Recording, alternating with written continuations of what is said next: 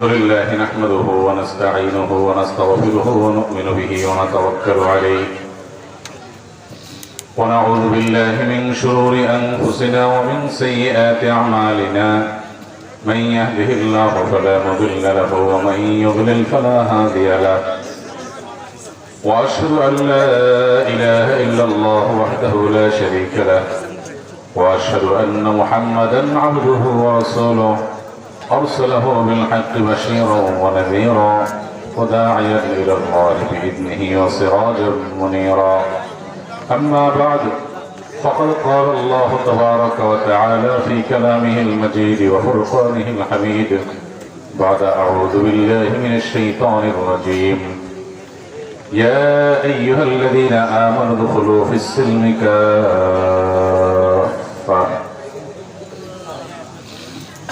ঐতিহ্যবাহী লক্ষ্মীপুর জেলার বরপাড়া চৌরাস্তা তালিমুল কোরআন মডেল মাদ্রাসার উদ্যোগে আয়োজিত আজকের এই পঞ্চম বার্ষিক তাফসীরুল কোরআন মাহফিলের সম্মানিত সভাপতি, উপস্থিত ওলামায়ে কেরাম এবং অত্র এলাকার গণ্যমান্য ব্যক্তিবর্গ, উপস্থিত আমার প্রাণপ্রিয় কোরআন এবং হাদিস প্রেমী দিন দরদি ভাইয়েরা ও পর্দার মা বোনেরা, দীর্ঘ সময় থেকে আপনারা কোরআন এবং হাদিস থেকে আলোচনা শুনে এসেছেন। যে কথাগুলো আপনারা শুনেছেন, শোনার তৌফিক হয়েছে এবং যে কথাগুলো শুনবেন, আল্লাহ তাআলা এই কথাগুলো অনুযায়ী আমাদের সবাইকে আমল করার তৌফিক দান করুন, আমিন। রাত অনেক হয়েছে, আমরা কোনো ভূমিকা এবং প্রারম্ভিক বক্তব্য ছাড়াই সরাসরি আপনাদের বিভিন্ন প্রশ্নের উত্তর দেওয়ার পালায় প্রবেশ করছি।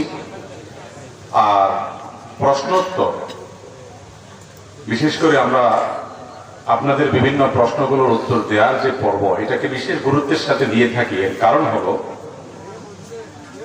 আমি একটি আয়াত তেলাওয়াত করেছি। আল্লাহ বলেছেন, ইয়া আইয়ুহাল্লাযীনা আমানু, হে ঈমানদারগণ, উদখুলু ফিস সিলমি কাফা, তোমরা ইসলামে পরিপূর্ণভাবে প্রবেশ করো।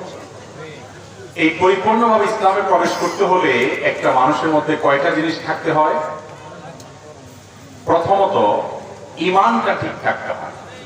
ঈমানের ভিতরে কোনো ভেজাল থাকলে সে ইসলামে দাখিলই হতে পারে না, পরিপূর্ণ তো পরের কথা। এক নম্বর, ঈমানটা তার বিশুদ্ধ থাকতে হয়। কুফর থেকে, শিরক থেকে, নেফাক থেকে, ঈমান বিরোধী বিভিন্ন বিশ্বাস থেকে ঈমানকে বাঁচিয়ে রাখতে হয়, সেফে রাখতে হয়, পরিপূর্ণ ইসলামে দাখিল হওয়ার জন্য প্রথম পয়েন্ট। পয়েন্ট নাম্বার 2, ইবাদত, অর্থাৎ যত নেক আমল করার নির্দেশ আল্লাহ করেছেন, 5 ওয়াক্ত নামাজ, রোজা, হজ, যাকাত, এই জাতীয় যত ইবাদত আছে, কোরআন তেলাওয়াত, জিকির, আজকার, তাসবিহ, তাহলিল, এগুলো সবগুলোকে কোরআন হাদিস যেভাবে বলেছে সেভাবে করতে হয়। 2, তৃতীয় পয়েন্ট যেটা, সেটা হলো মুআমালাত, অর্থাৎ মানুষের যে পারস্পরিক আর্থিক লেনদেন আছে। মুআমালাত বলতে মুআমালাত মালিয়া, আপনি কিভাবে উপার্জন করছেন, কোথায় খরচ করছেন, কিভাবে আয় করছেন, কিভাবে ব্যয় করছেন, এই বিষয়টাকে আপনি কোরআন এবং হাদিসের নির্দেশনা অনুযায়ী ডিরেকশন অনুযায়ী করছেন কিনা। যদি করেন, তবে ইসলামে দাখিল হওয়ার জন্য তৃতীয় পয়েন্টও আপনি ফিল আপ করেছেন, তৃতীয় কন্ডিশনও আপনি পূরণ করেছেন। নাম্বার 4, মুআশারাত। মুআশারাত বলতে এখানে বোঝানো হয়েছে মানুষের স্বাভাবিক জীবন চলার ক্ষেত্রে একজন মানুষ মানুষের সাথে কিভাবে বিহেভ করবে, বিশেষ করে মানুষের যে অধিকার আছে সামাজিক এবং পারিবারিক, বাবা মার সাথে আচরণ কেমন হবে, এবং প্রতিবেশীর অধিকার কি আছে, সন্তানের পাওনা কি আছে, বাবা মার পাওনা কি আছে, ভাই বোনের পাওনা কি আছে, মানুষের হকগুলোকে জানা এবং সে অনুযায়ী প্রত্যেকটা কাজ করা। এটা যদি করা যায়, তার ইসলামে দাখিল হওয়ার ক্ষেত্রে চতুর্থ কদম সে দিয়ে ফেলল। আর 5 নম্বর সর্বশেষ হলো আখলাক। আখলাকটা অনেকটা মুআশারাতের মধ্যে আংশিক চলে আসে, তারপরেও ওলামায়ে কেরাম এটাকে আলাদা পয়েন্টটাকে উল্লেখ করেছেন। কারণ কিয়ামতের ময়দানে বান্দার যে আমলের ওজন সবচেয়ে বেশি হবে মিজানের পাল্লা, সেটা হলো মানুষের সুন্দর আখলাক, উত্তম আচরণ এবং ব্যবহার। এই ব্যবহার সবার সাথে সব সময় যদি কেউ ভালো করতে পারে, অনেক সময় ভালো আখলাক, ভালো ব্যবহার মানুষ কাস্টমারের সাথে করে ব্যবসার স্বার্থে, রোগীর সাথে করে ডাক্তার তার রোগী ধরে রাখার স্বার্থে, ক্লায়েন্টের সাথে করে কোনো ব্যবসায়ী ক্লায়েন্টের মন রক্ষার্থে, বসের সাথে করে চাকরি রক্ষার্থে, সেটা না, বরং একজন মুসলমান সবার সাথে আচরণ করার সময় সুন্দর আচরণ করবে, ভালো আচরণ করবে। এই 5 নম্বর কাজটাও যদি সে করতে পারে, তাহলে ইসলামে 5 নম্বর পাও সে চলে গেল, 5 নম্বর কদম সে চলে গেল, পরিপূর্ণভাবে দাখিল হয়ে গেল। তাহলে ঈমান ঠিক রাখা, ইবাদত গুলো সব ঠিকঠাক মতো করা, লেনদেন এটাকে সম্পূর্ণ হালাল উপার্জন এবং হালাল পথে ব্যয় করা, এটাকে ঠিকঠাক রাখা, কর্মসূচি করা, এবং সাধারণ কায় কারবার, সামাজিক আচার আচরণ, পারিবারিক যে মানুষের হক অধিকার সেগুলো ঠিকঠাক মতো দেওয়া, আর সার্বিকভাবে মানুষের সাথে এবং মানুষ তো মানুষ আল্লাহর যে কোনো সৃষ্টির সাথে সুন্দর আখলাক, উত্তম আচরণ এটা প্রদর্শন করা, এটা করা। এই 5টা কাজ করতে পারলে পরিপূর্ণভাবে ইসলামে কি হওয়া যায়, দাখিল হওয়া যায়। আমাদের সমাজে অনেক মানুষ আছে, ইমানটা হয়তো আছে, ইবাদতে ঝামেলা আছে, ইবাদতও হয়তো আছে কিন্তু হারাম উপার্জন করে, হালাল উপার্জন হয়তো অনেকে করে কিন্তু ব্যয় করে, অপচয় করে, ব্যয় করে। আবার হয়তো অনেকজনের সেটাও ঠিক আছে কিন্তু আত্মীয় স্বজন, পাড়া প্রতিবেশী তাদের সাথে যে পারস্পরিক আচার আচরণ হওয়া দরকার কর্মনীতির নির্দেশনা, যে সেটা করে না, খোঁজ খবর নেয় না। আবার অনেকে সেটাও আছে কিন্তু মানুষের সাথে সার্বিক আচরণ ভালো নাই। এর কোন একটা 5টার কোন একটা পয়েন্টে দুর্বল থাকলে সে কখনো খাঁটি মুসলমান হতে পারে না। আল্লাহ বলেছেন, এই ইমানদারগণ উদখুলু ফিস সিলমি কাফা, ইসলামে পরিপূর্ণ প্রবেশ করো। আর পরিপূর্ণ প্রবেশ করতে হলে 5টা গুণ থাকতে হয়, ঈমানও ঠিক থাকবে, ইবাদতও ঠিক থাকবে, লেনদেন উপার্জন হালাল হবে, ব্যয় ঠিকমতো হবে, আচার আচরণ কায় কারবারও ঠিকমতো হবে, সার্বিক মানুষের আচরণ ব্যবহার মাধুর্যপূর্ণ হবে, ভালো হবে, কোরআনিস মতো হবে। এই 5টা কাজ যদি করে তাহলে সেখানে মুসলমান হয়। ওয়াজ করলে সাধারণত যে কোনো একটা নিয়ে হয়তো কথা বলা যায়, ছোট্ট একটা বিষয় অনেক খোলামেলা কথা বলতে হয় বুঝায় বলার স্বার্থে। প্রশ্ন উত্তরের সুবিধা হলো, আমাদের কাছে প্রশ্নগুলো মানুষ যখন করে, কেউ ঈমান নিয়ে প্রশ্ন করে, ওই প্রশ্ন উত্তর দিলে ঈমান সম্পর্কে একটা জিনিস জানা হয়ে যায়। কেউ ইবাদত নিয়ে প্রশ্ন করে, নামাজ নিয়ে প্রশ্ন করে, ওইটার উত্তর দিলে অনেকের একটা ভালো মাসআলা জানা হয়ে যায়। অনেকে হয়তো লেনদেন নিয়ে প্রশ্ন করে, সেটা জানলে একজন মানুষের লেনদেন সম্পর্কে জানা হয়ে যায়। অনেকে মুআশারাত নিয়ে, সামাজিক আচার আচরণ নিয়ে প্রশ্ন করে, সেটার উত্তর দিলে সামাজিক আচার আচরণ সম্পর্কিত ধারণা আমাদের ক্লিয়ার হয়। অনেকে দেখা যায় যে সাধারণ আখলাক এবং ম্যানার্স সম্পর্কে প্রশ্ন করেন, সেটার উত্তর দিলে আখলাক সম্পর্কে জানা হয়। ইসলামের পরিপূর্ণ দাখিল হওয়ার জন্য যে অনেকগুলো পয়েন্ট আমাদের মধ্যে থাকতে হয়, অনেকগুলো দিক আমাদের মধ্যে থাকতে হয়, সে সব দিকগুলো চলে আসে প্রায় প্রশ্ন উত্তর। এই জন্য আমরা প্রশ্ন উত্তর সেশনটাকে বিশেষভাবে গুরুত্ব আরোপ করে থাকি। আল্লাহ তাআলা আপনাকে, আমাকে, আমাদের সবাইকে জান্নাতে পরিপূর্ণভাবে দাখিল হওয়ার তৌফিক দান করুন। আমিন। আধা আধি দাখিল হয়ে কোনো লাভ আছে? কোনো লাভ নাই। আধা আধি দাখিল হলে তার জন্য জান্নাত না, আর ইসলাম আল্লাহ অ্যাকসেপ্ট করবেন না। ইসলাম আল্লাহ তাআলা সেটাই গ্রহণ করবেন, অ্যাকসেপ্ট করবেন যে ইসলামটা পরিপূর্ণ আছে, কমপ্লিট আছে, টোটাল আছে, সব দিক থেকে ইসলাম আছে। আমরা সব দিক থেকে মুসলমান হওয়ার চেষ্টা করবো তো ইনশাআল্লাহ। শুধু ইবাদত বলতে গিয়ে মুসলমান অনেক পাবেন, ঈমানটা আছে শুধু, এরকম মুসলমান বহুত পাবেন। কিন্তু এই 5 দিক থেকে নিজেকে মুসলমান করতে পেরেছে। মুসলমান মানে কি ভাই? আত্মসমর্পণ, আল্লাহর কাছে যে ব্যক্তি সারেন্ডার করেছে, এই সারেন্ডারের মানে কি? ইন্না সলাতি ওয়া নুসুকি ওয়া মাহইয়ায়া ওয়া মামাতি লিল্লাহি রাব্বিল আলামিন। আমার সালাত, আমার কুরবানি, হজ, আমার জীবন, আমার মরণ, এই জীবন মরণের মধ্যে আমার চাকরি, আমার ব্যবসা, আমার কায় কারবার, আমার লেনদেন, আমার উঠা বসা, আমার ভালোবাসা, আমার শত্রুতা, আমার ভালো লাগা, আমার ভালো না লাগা, এই সব কিছু আমার জীবনের মধ্যে আছে না নাই? আল্লাহ তাআলা শিক্ষা দিয়েছেন ইসলাম কিভাবে গ্রহণ করতে হবে। বলুন, ইন্না সলাতি ওয়া নুসুকি ওয়া মাহইয়ায়া ওয়া মামাতি লিল্লাহি রাব্বিল আলামিন। আমার সব কিছু যদি আল্লাহর জন্য নিবেদন করি তাহলে সেটা হবে ইসলাম, সেটা হবে আত্মসমর্পণ।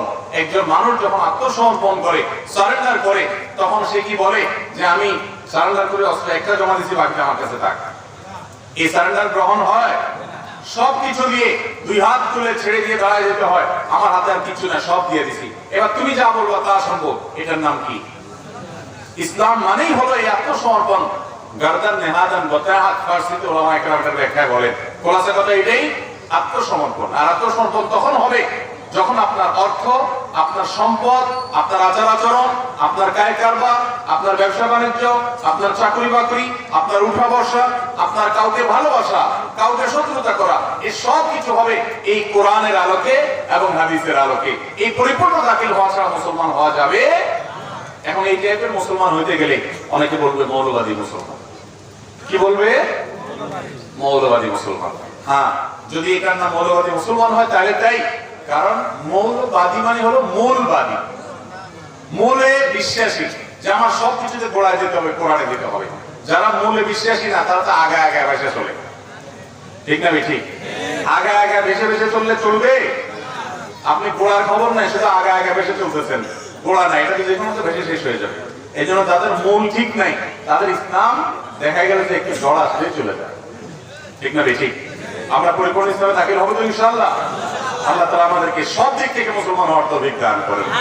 নামাজ পড়েন, আরেকজন আইডল খেলেন, আছে না নাই? পরিপূর্ণ মুসলমান নামাজ পড়ে একটু মুসলমান, কিন্তু পরিপূর্ণ হয় না। পরিপূর্ণ হইতে হলে আইল খেলা বন্ধ করতে হবে, ঠিক না ঠিক?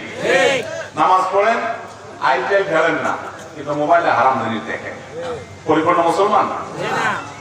এই জায়গাতে ভেজাল আছে, এটাও ছাড়তে হবে। আল্লাহ তাআলা আমাদের সবাইকে আত্মসমর্পণ বলতে যেটা বোঝানো হয়, আল্লাহর কাছে আমি আমার সব সেবা দিয়েছি আল্লাহ, এখন ব্যবসাটা আল্লাহ আপনার কোরআন যেমনি বলে এমনি করবো, আপনার রাসূলের হাদিস যেমনি বলে এমনি করবো, বিয়ে শাদীটা আপনার কোরআনে যেমনি বলা আছে, আপনার রাসূলের হাদিসে যেমনি বলা আছে এমনি করবো। কাকে ভালোবাসতে হবে? কোরআন যাদেরকে ভালোবাসতে হবে তাদেরকে ভালোবাসবো, যাদের সাথে ভালোবাসা রাখতে নিষেধ করে তাদের সাথে রাখবো না। এই নিজের সবকিছুকে কোরআন এবং হাদিসের সাথে সম্পর্কে দেওয়া, সমর্পণ করে দেওয়া, সারেন্ডার করে দেওয়া, এটার সামনে ছেড়ে দিয়ে অবনত হয়ে যাওয়া, এটার নাম হলো ইসলাম। এটার নাম হলো কি? ইসলাম। ইসলাম ওইটার নাম না যে আপনি মুসলমানের ছেলে, ইসলামের অনেক কিছু মানেন। যখন আপনাকে বলা হলো যে ভাই, এই যে তুমি যুবক ছেলে, হাই প্রবলেমে কয়েকজন বন্ধু বান্ধব মিলে রাস্তা দাঁড়ায় আড্ডা মারতেছ, রাস্তায় সিএনজি চলতে অসুবিধা হয়, রিক্সা চলতে অসুবিধা হয়, গাড়ি চলতে অসুবিধা হয়, রাস্তায় দাঁড়ায় দাঁড়ায় 5-6 বন্ধু মিলে আড্ডা মারতেছ, এটা তো ঠিক না।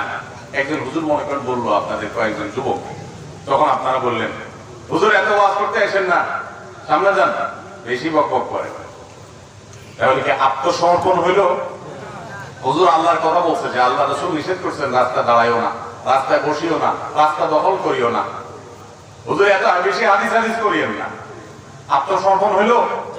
আত্মসমর্পণ মানে হলো আমার আল্লাহ বলছে, আমার রাসূল বলছে, ও সরি, তাহলে আমি এটা সামনে আত্মসমর্পণ করলাম, কথাটা মেনে নিলাম, এর নাম মুসলমান। এর নাম কি? মুসলমান। উল্টাপাল্টা করেন, কোরআন হাদিসের কথা কে বলে দিচ্ছে, তার উপকার, সে আপনার উপকার করছে, শুকর আদায় করবেন যে আলহামদুলিল্লাহ, থ্যাংক ইউ, আপনি উপকার করছেন। আর যদি বলেন যারে হুজুর এত ওয়াজ করিয়েন না, বেশি কথা করেন, তাহলে বুঝা গেল আপনি কি করেন? আত্মসমর্পণ।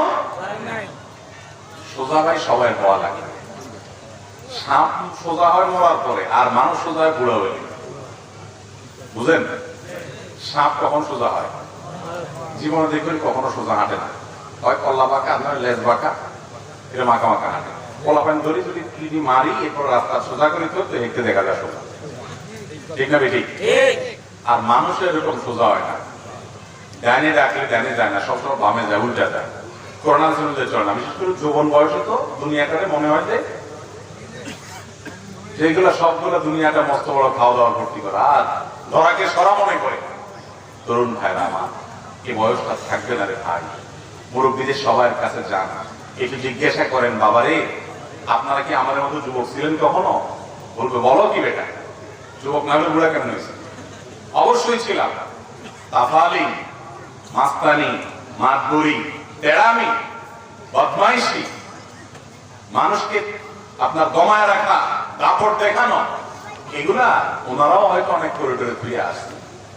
এখন জিজ্ঞেস করে দেখেন কত অসহায়, সামনে শুধু মালাকল মত দেখতেছে আর খবর, ঠিক না বেঠিক? এই বয়সে আমাদের যাওয়া লাগবে কি লাগবে না? এই জায়গাটা যেতে হবে না? সোজা বুড়া হয়ে লাভ, জন থাকতে সোজা হইতে হবে। আপনি ফুর্তি ফার্তা করেন, আপনি বন্ধুদের সাথে আড্ডা মারেন, কিন্তু এজ এ মুসলমান আপনি কোরআন হাদিসের নির্দেশের বাইরে চলতে পারেন না, কারণ আপনাকে ফিরে যেতে হবে কার কাছে? আল্লাহর কাছে। অতএব আমরা পরিপূর্ণভাবে সব দিক থেকে মুসলমান হওয়ার চেষ্টা করবো তো ইনশাআল্লাহ। আল্লাহ আমাদের সবাইকে আমাদের তৌফিক দান করুন। ওয়াজ করবো, তাও তো হয়ে গেছে অনেক ওয়াজ। জি ভাই, প্রথম প্রশ্ন, বিসমিল্লাহ। আমি মাঝে মাঝে মাকে রাগ হয়ে কথা বলি, কিন্তু আমার রাগের উদ্দেশ্য হলো মাকে ভালো রাখার জন্য কথা বলা, এতে মায়ের কোন অভিশাপ লাগবে কিনা? দেখেন, মা বাবা অনেক সময় উল্টাপাল্টা করে, বিশেষ করে বয়স যখন বেশি হয়ে যায়, তখন তো মা বাপ দেখা যায় এমন এমন অযৌক্তিক কথা বলে, এটা আসলে খাটে না, ঠিক না ঠিক? এক ভাইয়ের অনেক আছে, তারপর বাবা বলে না ওর কিছু নাই আসলে, আরে মিসকিন বেচারা বলে দেখ, একটা দিকে টানে তো টানতেই আছে আর একটা দেখতেও পারে না। এরকম অনেক উল্টা পাল্টা বুড়া বয়সে মা বাপ করে, ব্যালেন্স ঠিক থাকে না, ব্যালেন্স। এই সময়টাতে এই ভাই এখানে কি কথা বলছে,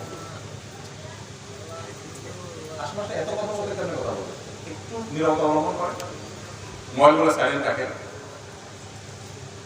তো মা বাপ যখন বৃদ্ধ বয়সে চলে যায় ভাই রে, তখন ব্যালেন্স রাখতে পারে না বেচারা। এই বয়সটাতে আপনাকে আমাকেও হায়াতে বাঁচায় রাখলে আল্লাহ তাআলা যেতে হতে পারে। পৃথিবীতে সকল সন্তানের কাছে সকল বাপ মা, আপনি কোনো ব্যতিক্রম কিছু থাকতে পারে, সবসময় ব্যাকডেটেড থাকে। ব্যাকডেটেড বুঝেন মানে কি?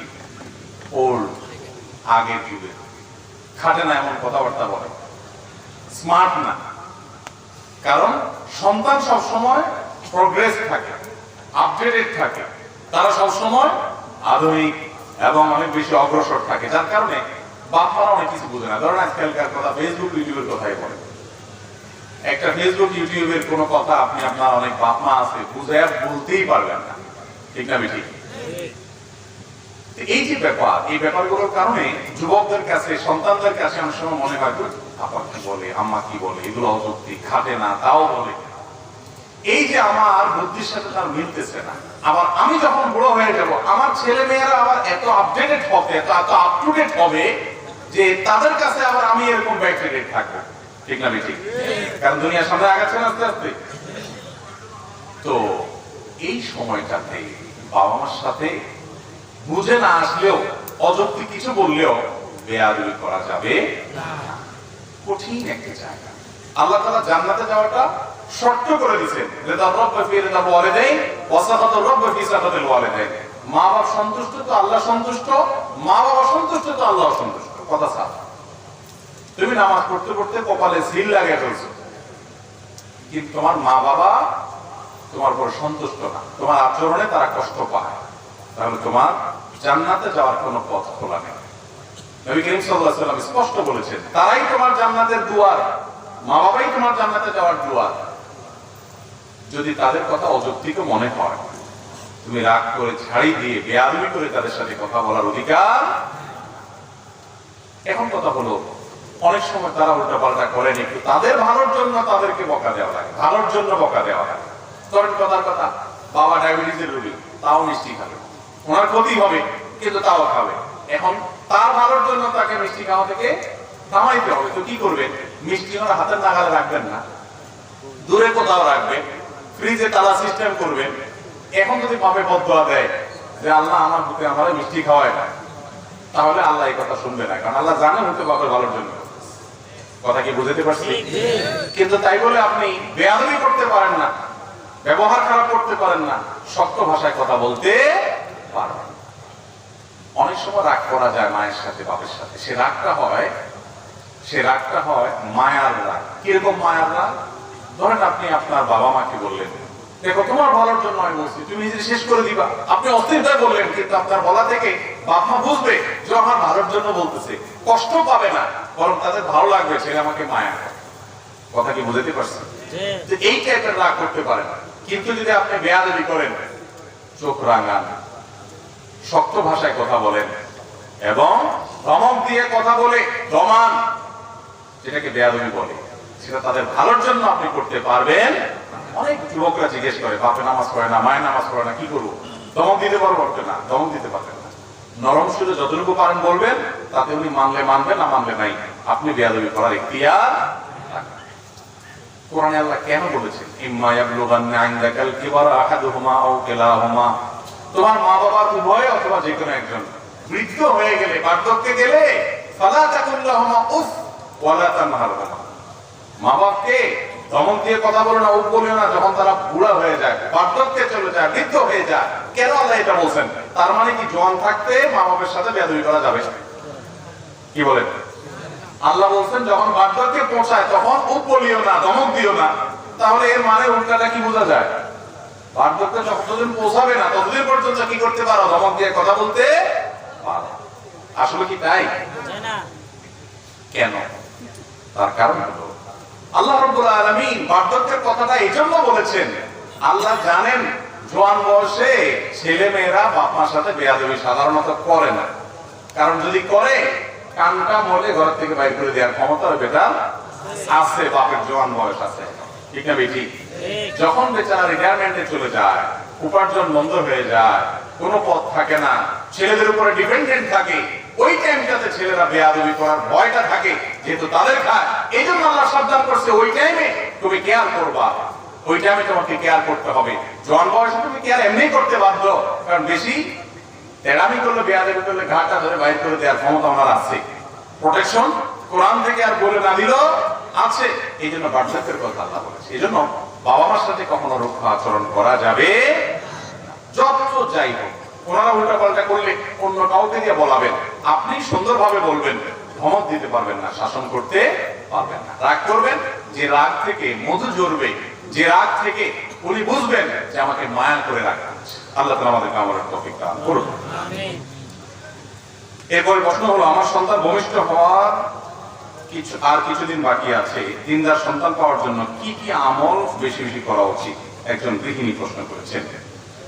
সন্তান যেন দিনদার হয়, সন্তান যেন আল্লাহ ভীরু হয়, এটার জন্য গর্ভস্থ মা তিনি গর্ভ থাকা অবস্থায় সন্তানের জন্য কি কি করতে পারেন? আমাদের অনেক ভাইরা আছেন, তারা বলেন যে গর্ভ অবস্থায় কি আমল করতে হয়, আমল করতে হয়, দোয়া করতে হয়। আসলে কি, দেখুন, আমাদের সন্তান যেন আমাদের অন্তর জোড়ানো সন্তান হয়, সেটা আমরা সবাই চাই, তাই না?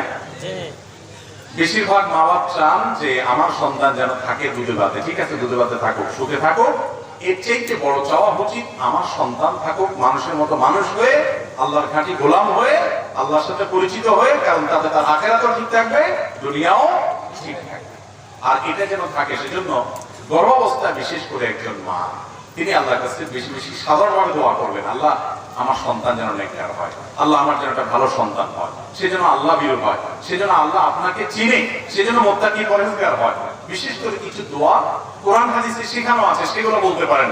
জাকারিয়া আলাইহিস সালামের দোয়াটা পড়তে পারেন, ইব্রাহিম আলাইহিস সালামের দোয়াটা পড়তে পারেন। আল্লাহ কোরআনে সূরা ফুরকানের ৭৪ নম্বর আয়াতে যে দোয়া শিখিয়েছেন সেটা পড়তে পারেন। রব্বানা হাব লানা মিন আজওয়াজিনা ওয়া যুররিয়াতিনা কুররাতা আয়ুন। আল্লাহ এমন পরিবার সন্তান দেন যারা আমার চোখ শীতল করবে, ওয়াজআলনা লিল মুত্তাকিনা ইমামা, এবং আমাদের গোটা পরিবারকে মুত্তাকিদের ইমাম হওয়ার তৌফিক দান করেন। এই দোয়া করতে পারেন। আরেকটা দোয়া আছে জাকারিয়া আলাইহিস সালামের দোয়া, রব্বি হাবলি মিন লাদুনকা যুররিয়াতান তাইয়্যিবা ইন্নাকা সামিউদ দুআ। আল্লাহ আমাকে আপনার তরফ থেকে নেক সন্তান দেন, ভালো সন্তান, সুসন্তান দেন। আপনি দোয়া শ্রবণ করেন। আরো দোয়া আছে, রব্বি হাবলি মিনাস সালিহিন, হে আল্লাহ আমাকে আপনি নেক সন্তান দেন। আরো এরকম দোয়া আছে, এই দোয়াগুলো বিশেষ করে করবেন। গর্ভবতী মায়ের জন্য বিশেষ আমল না, এটা সব সময় এটা করবেন, গর্ভাবস্থার বেশি করে করবেন।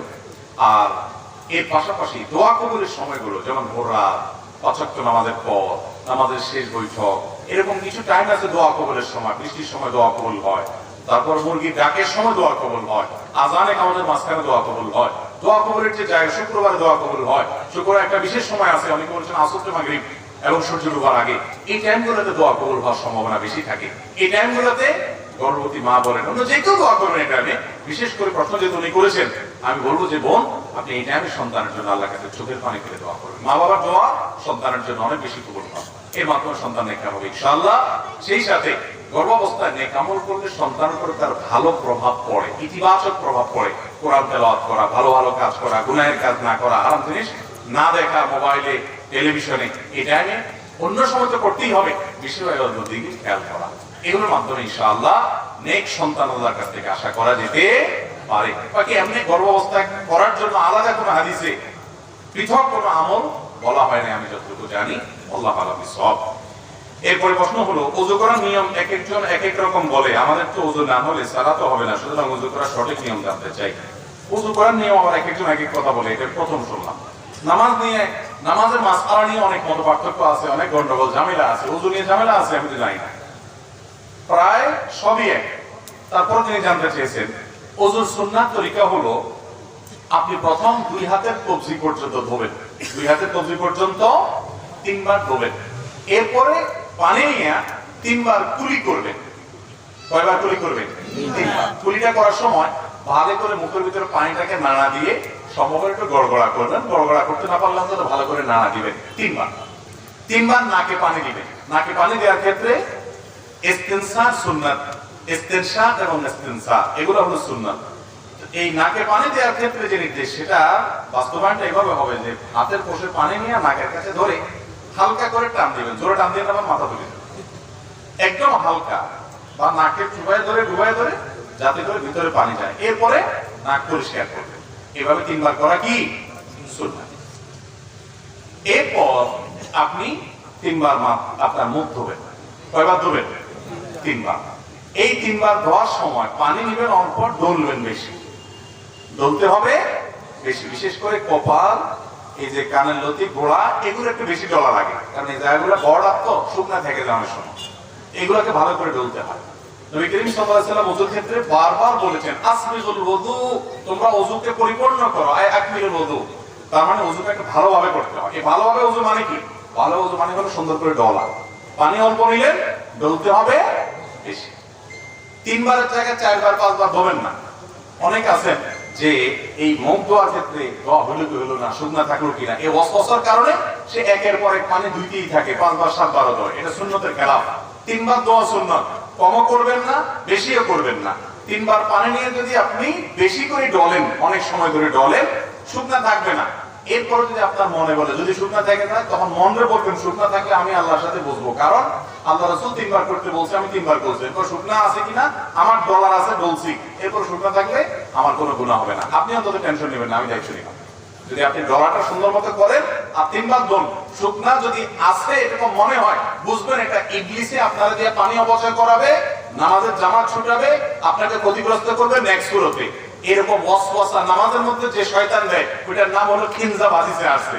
ওটা বিশেষ এক টাইপের ইবলিস আছে যে মানুষের নামাজের মধ্যে বিশেষ করে যত রকম ওয়াসওয়াসা আছে সেগুলো দেয়। এইজন্য এটা ওই ইবলিসের কথা শুনবেন না। যদি মনের ভিতরে ওয়াসওয়াসা আসে, বুঝুন ইবলিস হাজির হয়ে গেছে।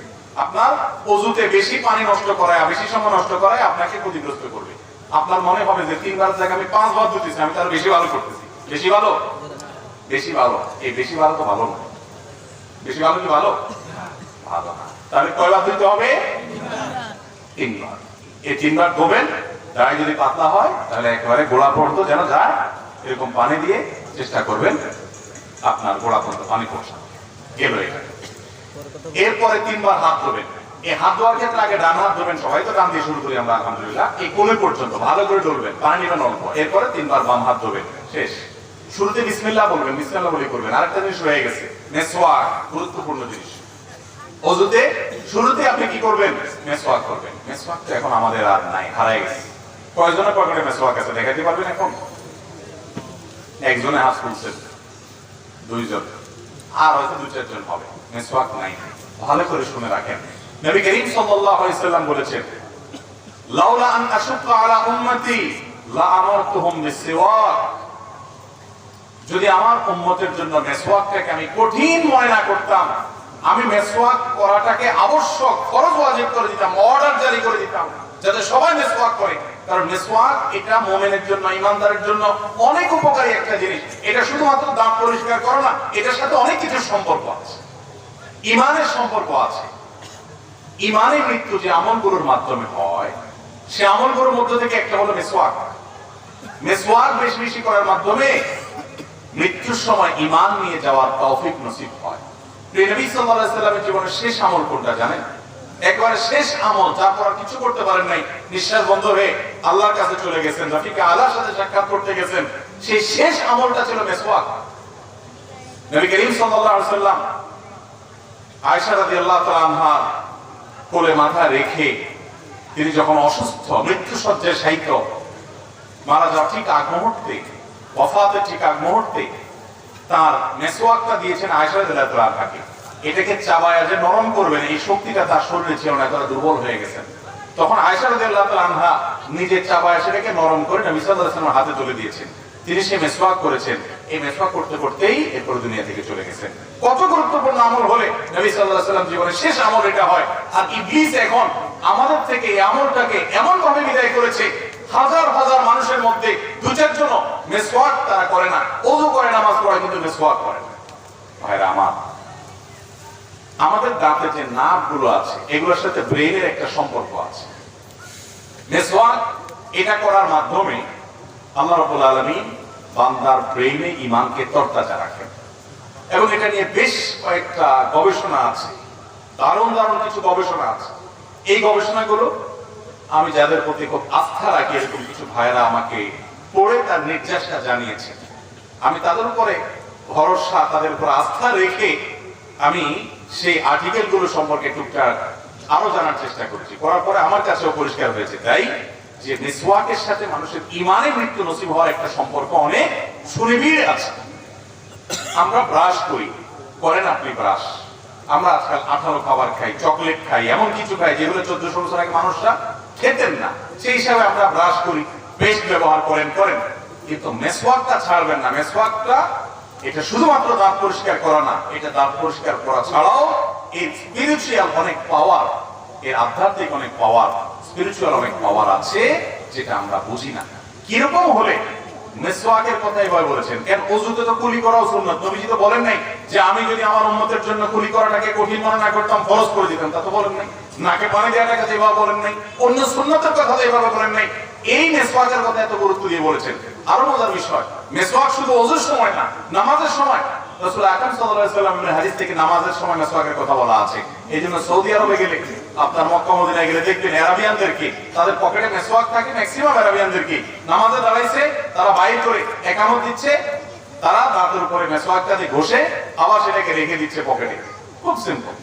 কিন্তু ওই যে নামাজের সময় মেসওয়াক করতেছে, এটা শুধুমাত্র দাঁত পরিষ্কার করা না, দাঁত পরিষ্কার চাইলে অনেক বেশি কিছু নামাজে মনোযোগ আসার জন্য এটার উপকারিতা আছে। এর পাশাপাশি এই মেসওয়াকের আমলটা, এটা আপনি যখন শুতে যাবেন, আপনি যখন কারোর সাথে সাক্ষাৎ করতে যাবেন, বিভিন্ন জায়গায় মেসওয়াকের আমলটা করতে বলা হয়েছে।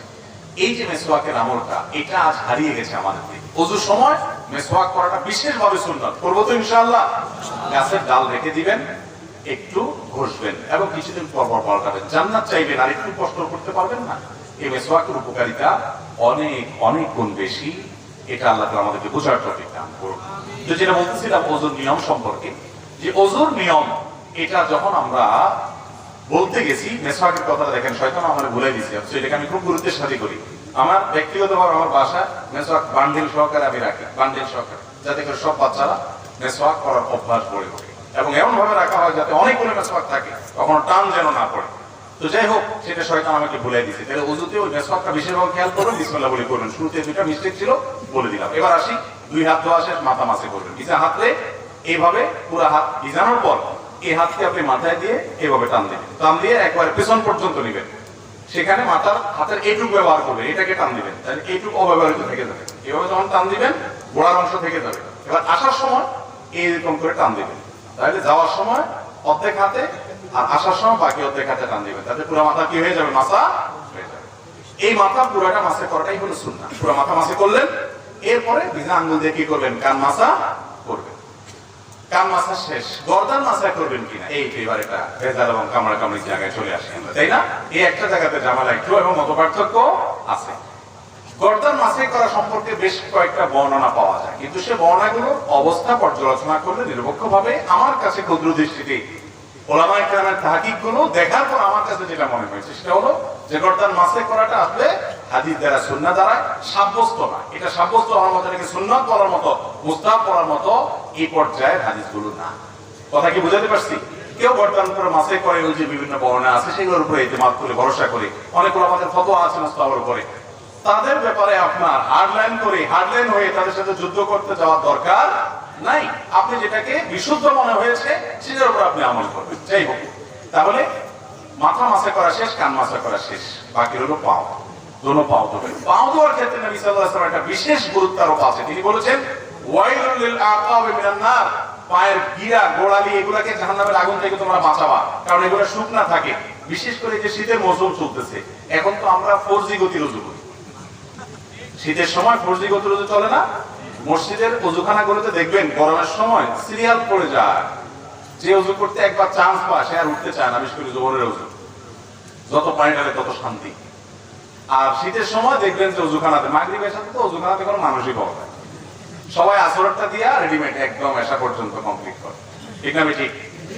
এই যে শীতের সময় উজু আমরা তাড়াহুড়ো করি, শুকনা থেকে যায়, ত্বক শুকায় থাকে। শীতে আপনি ত্বকের যত্ন নেন, উজুরও যত্ন নিতে হবে। এই জন্য বিশেষভাবে পা ডোলে ডোলে ভালো করে গিয়া গোড়াইগুলো ধুতে হবে এবং চিপা চাপাগুলোতে আঙ্গুলের খেয়াল করতে হবে। এভাবে যদি আপনি 3 বার ডান পা 3 বার বাম পা ধোন, আপনার উজু কমপ্লিট। এরপরে কালিমা শাহাদাত পাঠ করেন, আল্লাহ রাব্বুল আলামিন ইনশাআল্লাহ বিদিল্লাহ এই উজুর মাধ্যমে আপনার জান্নাতে যাওয়াকে সহজ করবে। বুঝাতে পারছি? তাহলে এইভাবে উজু করতে হবে। উজু করার ক্ষেত্রে একটা বিশেষ সাবধানতার কথা বলবো, সেটা হলো আজকাল শতকরা 99 জন মানুষ আমরা উজু করতে গিয়ে একটা গুনাহ করি।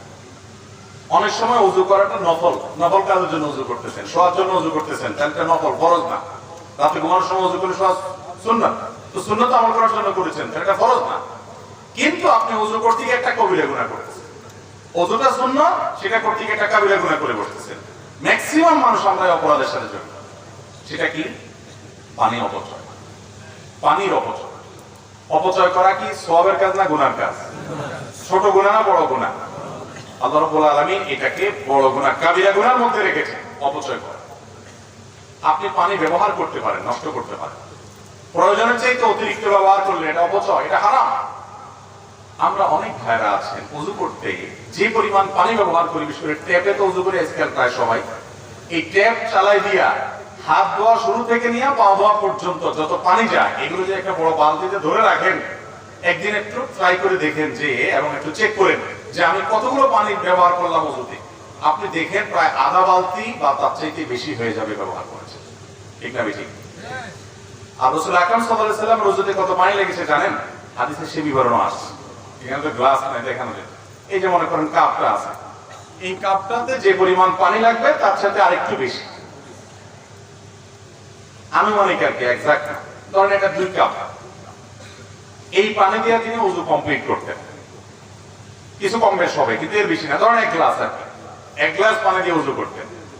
আপনি এবার চিন্তা করেন, মুখ হাত ধোয়া থেকে নিয়ে পা ধোয়া পর্যন্ত সব কাজগুলো যেভাবে বলেছি এভাবে করতেন, কিন্তু পানি লাগতো ওইটুকু, আর আপনার লাগতেছে আধা বালতি। তাহলে আপনি অপচয় করতেছেন না করতেছেন না? এখন যদি বলেন এইটুকু দিয়ে আবার উজু কিভাবে সম্ভব, এখন যদি এখানে বড় একটা গামলা নিয়ে আসতেন আর একটা গ্লাস পানি নিয়ে আসতেন, তাহলে আমি দেখাই দিতে পারতাম। গামলা তো আশেপাশে নাই মনে হয়, ইনশাআল্লাহ কোনো এক সময় দেখাবো। ইউটিউবে অনেক ওলামায়ে কেরাম, বিশেষ করে আরবের অনেক ওলামায়ে কেরাম কিভাবে এই পানি দিয়ে উজু করতেন এটা দেখাই দিয়েছেন তারা হাতে কলমে। দেখেন, কোষে অল্প একটা কোষে পানি নেবেন, এই 1 কোষ পানিকে আপনি মুখে নিয়ে এবার ডলেন, 3 বারে 3 কোষ পানি নেন, মুখ ধোয়া শেষ।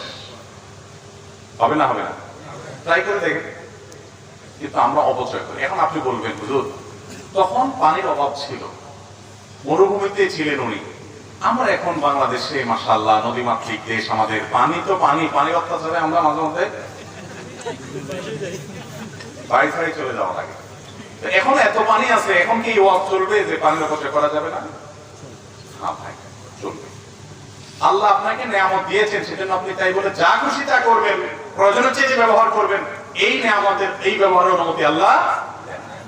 এই জন্য এক হাদিসে আসছে নবী সাল্লাল্লাহু আলাইহি ওয়াসাল্লাম, নদীতে যদি কেউ কি করে, নদীতে যদি কেউ পানি ব্যবহার করে ওযু করে, সেখানে পর্যন্ত, সমুদ্রে পর্যন্ত পানি ব্যবহারের ক্ষেত্রে যেখানে পানির অভাব নেই সেখানেও যেন সে অপচয় না করে, সে বিষয়ে হাদিসে নির্দেশনা আসছে। তাহলে এখন আমাদের টেপে ট্যাঙ্কিতে অনেক পানি আছে, এই আশায় কি আমরা পানি অপচয় করব?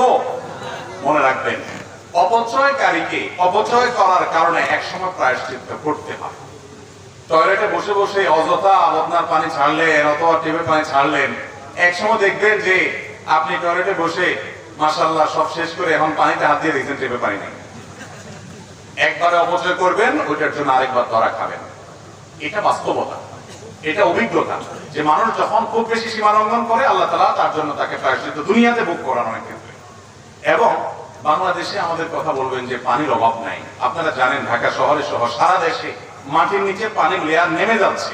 অলরেডি আমাদের সমস্ত এলাকাতেও ভালো পানি পাওয়া যায় না, শত শত ফিট নিচে নামা ছাড়া, ঠিক না ঠিক? কিয়ামত যত কাছাচ্ছে তত অসুবিধা আরো বাড়বে, এবং কিয়ামতের আগে পানি নিয়ে যুদ্ধ হবে। কিয়ামতের আলামতের ভিতরে একটা।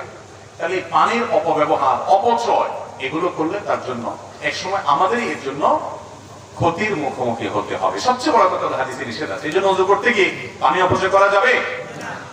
এখন ওযুতে পানি টেপে পানি ব্যবহার করবেন, আবার আধা বালতি হবে না। পদ্ধতিটা কি? পদ্ধতিটা বেশ সিম্পল, আমি বলি। আমি চেষ্টা করি আমল করার জন্য, সবসময় পারি যে তা না, আল্লাহ আমাকেও মাফ করুক, চেষ্টা করি আলহামদুলিল্লাহ। সেটা হলো, আপনি টেপ ছেড়ে দেওয়ার পর হাত ধুলেন, কুলি করলেন, নাকে ভাইগুলো তো পটাপট হয়ে গেল, গ্যাপ হয় না। এবার আপনি মুখ ধোয়ার আগে দিয়ে যদি মনে করেন নাকটা কাটে পরিষ্কার করবেন, সময় লাগবে, তাহলে টেপটা বন্ধ করে নেন, নিয়ে এগুলো সেরে আবার টেপটা চালায়, এবার কোষ পানি নিয়ে এক কোষ পানি নিয়ে টেপটা বন্ধ করেন, অথবা কোষ পানি নিয়ে মুখে দিয়ে টেপটা বন্ধ করে এবার ডলেন ভালো করে। আপনি এদিকে ডলতেছেন, ওই যে হুজুর ডলতে বলছে, অত সুন্দর করে ডলতেছেন, এদিকে পানি যাইতে আসছে ঠিক দিয়ে, তাহলে হুজুরের কথা শুনে সব সহ্য হলে এদিকে গুনার মেশিন লাগাই দিলেন, ঠিক না ঠিক?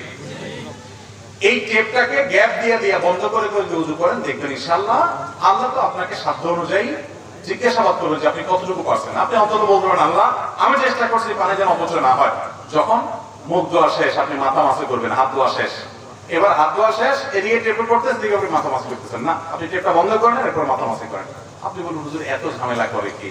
এত ঝামেলা করে সে জান্নাতে যেতে যায় যে, জান্নাতে যেতে যায় যে, এত ঝামেলা করে সে। আপনি জান্নাতে যাবেন, দুনিয়ার সমান 10 দুনিয়া মিনিমাম এটার মালিক হবেন, এত নিয়ামত পাবেন, একটু টেপ বন্ধ করবেন, করবেন এটুকু করতে পারবেন না। এরকম 2 নম্বর এবং এরকম সুবিধাবাদী মানুষের জন্য জান্নাত আসে। আল্লাহ আমাদের কামল করার তৌফিক দান।